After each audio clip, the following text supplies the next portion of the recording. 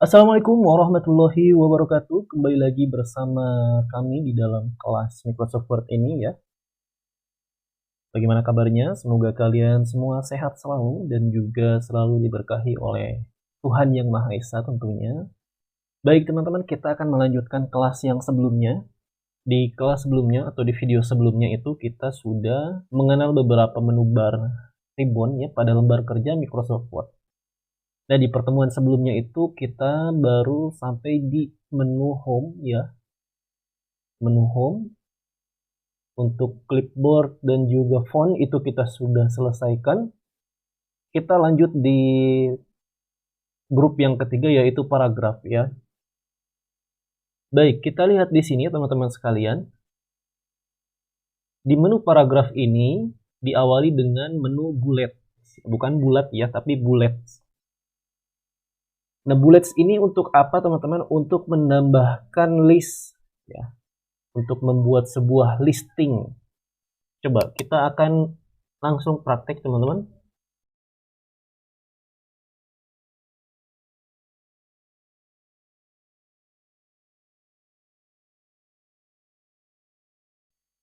Yang pertama di sini misalkan ada Andi,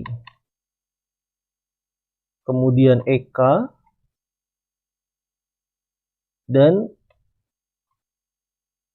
Indah. Kita tambah lagi ya, Taufik misalkan.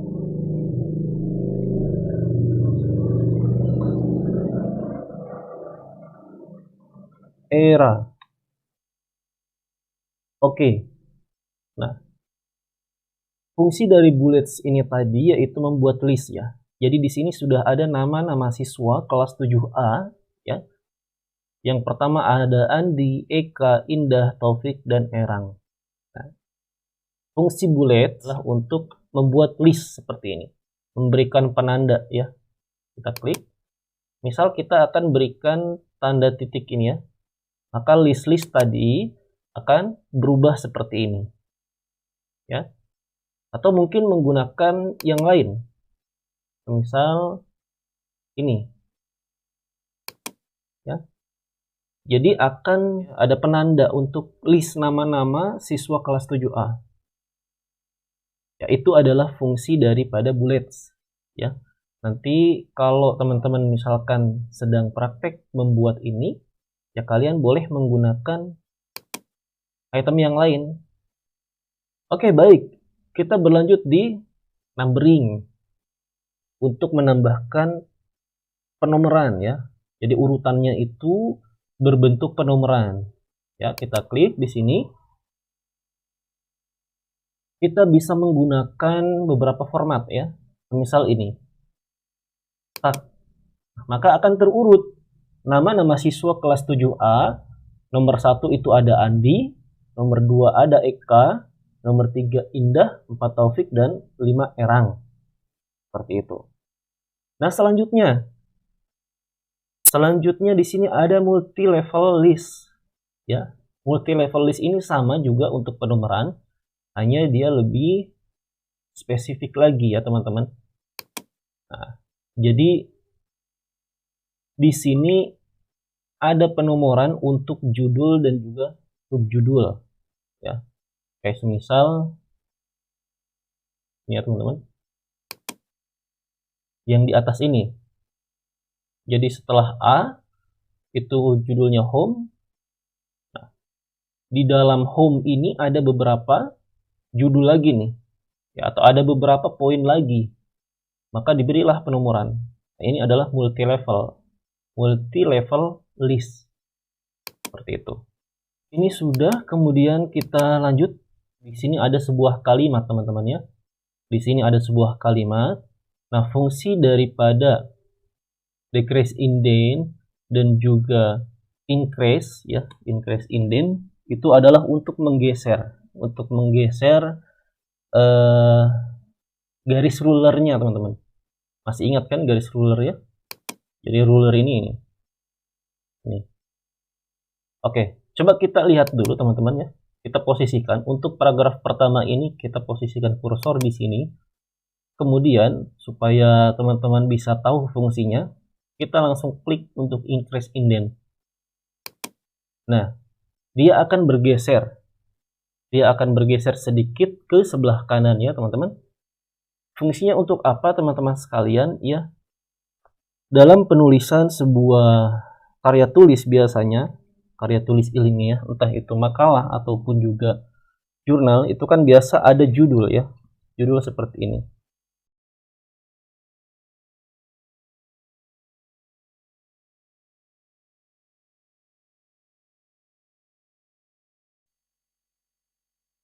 A.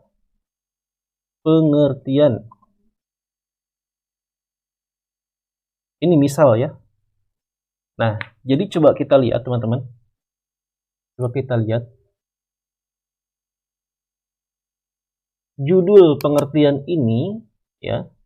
Nah, kemudian increase indent itu fungsinya untuk ini teman-teman. Jadi seharusnya ini tuh kan lurusnya di sini nih.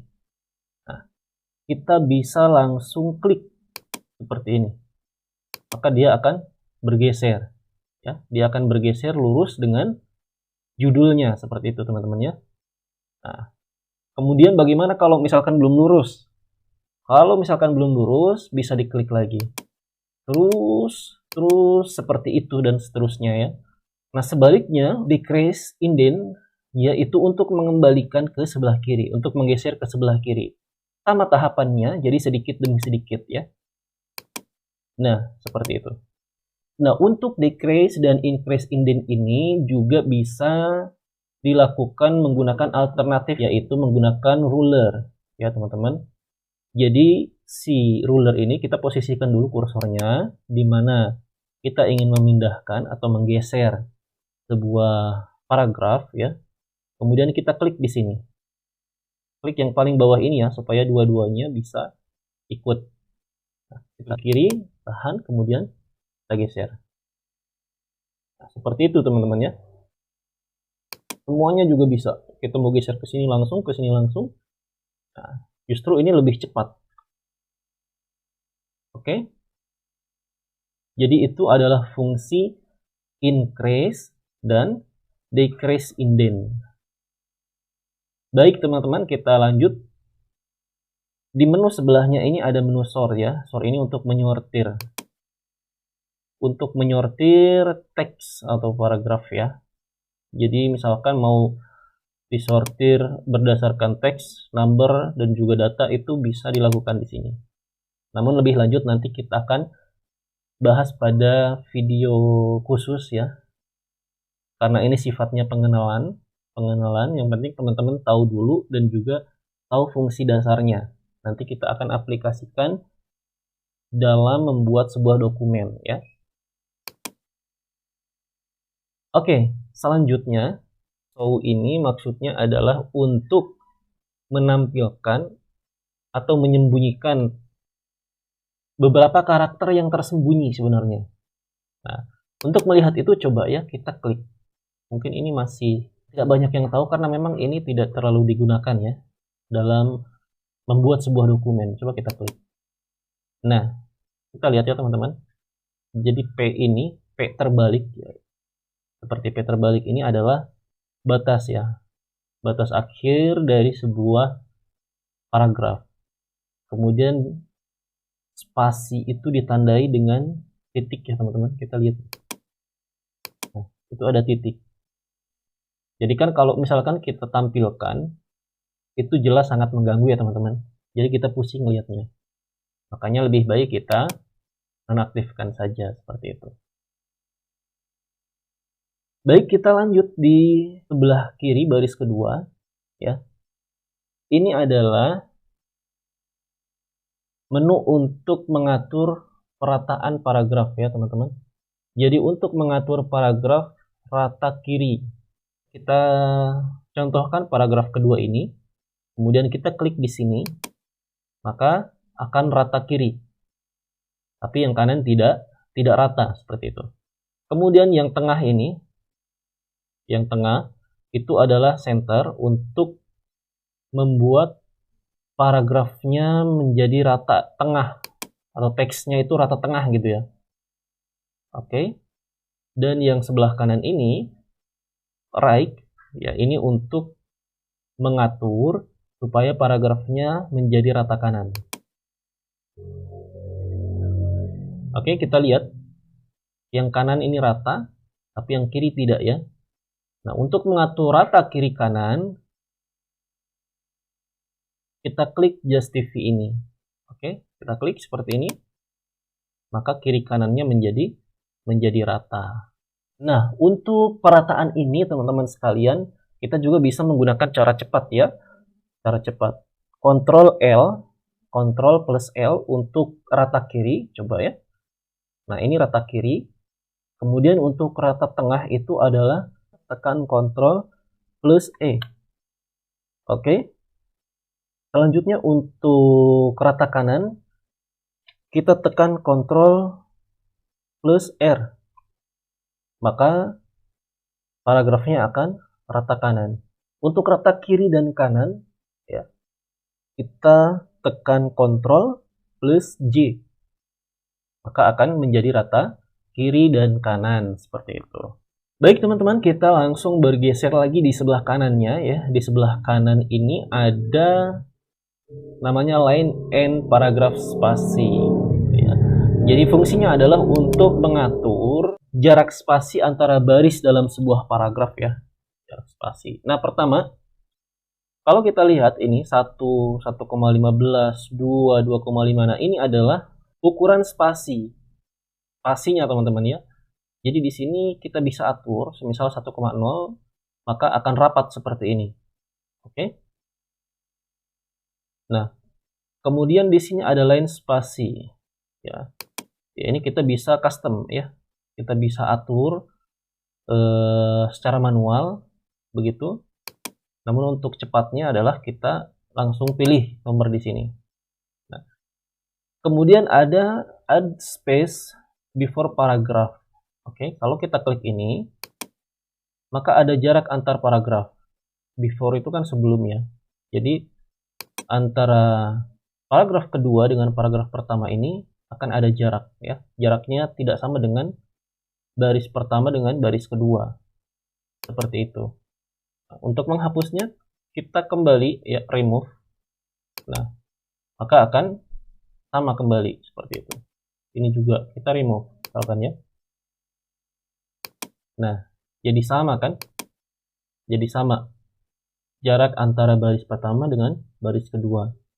Oke, cukup teman-teman, kita bergeser kembali. Di sini ada shading ya. Jadi shading itu fungsinya teman-teman untuk menambahkan warna pada latar belakang ya. Pada latar belakang sebuah teks. Kita lihat. Iya, jadi seperti itu teman-teman. Untuk fungsi shading adalah memberikan warna pada latar belakang teks ya. Kita kembalikan, kita klik no color. Oke. Nah, selanjutnya di sebelahnya shading, ini ada border teman-teman ya. Border ini fungsinya untuk memberikan garis batas ya. Garis batas pada teksnya kita nih. Oke, seperti ini. Coba kita lihat. Nah, jadi teksnya ada garis-garisnya gitu ya teman-teman ya. Sebenarnya border ini lebih pada penggunaan untuk membuat tabel sih sebenarnya ya. Untuk membuat tabel. Nah, di sini coba kita lihat. Di sini ada draw tabel ya kan. Jadi memang fungsinya ini lebih pada pembuatan tabel. Jadi nanti kita akan praktek juga membuat tabel seperti apa. Termasuk untuk pemanfaatan menu border ini ya teman-teman ya. Kita kembalikan lagi no border ya. Jadi seperti itu teman-teman.